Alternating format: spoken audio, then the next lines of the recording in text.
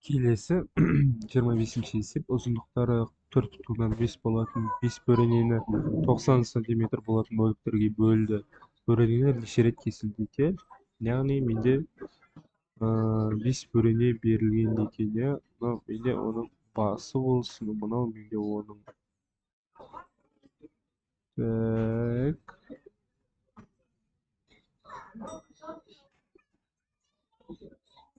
Типі осындай бөрене ғой.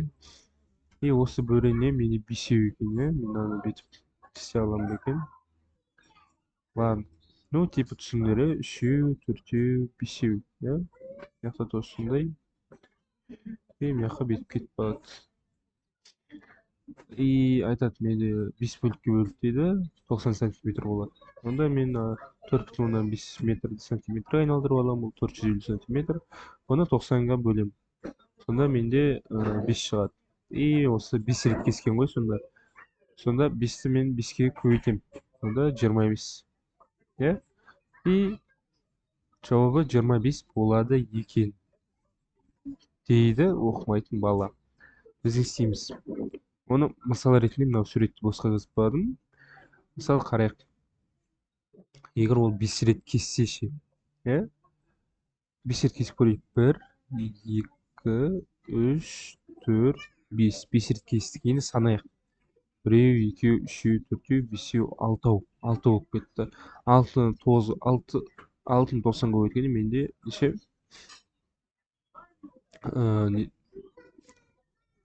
450 жоғары болып кетпей ме? Түсіндіңдер ғой мен не айтқым келіп тұрғаным.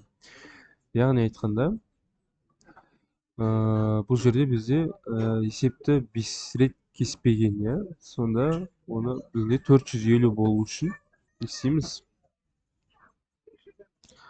Мына 25-ті мен 5-ке қысқартамын. Неге? Өйткені менде 5 бөрене бар. Сонда 20 болады. Түсіндіңдер ғой мен не айтқым келгенін. Сонда ол егер 4 рет кессе, сонда 5 бөлік болады. 1, 2, 3, 4, 1, 1, 2, 3, 4, 5. 5 бөлік 5-ті 90-ға өткенде 450 сантиметр болады. Ал егер жаңағындай 5 рет кесіп жіберсек, онда бізде 6 бөлік болады. И 6 жердегі 9 мен 540 сантиметр болады. Ол менде не? 540 ол 450-ге тең ба? Тең емес. Сонда менің жауабым ол менде 20 бөлік болады. А нұсқасында. Мұқият боламыз.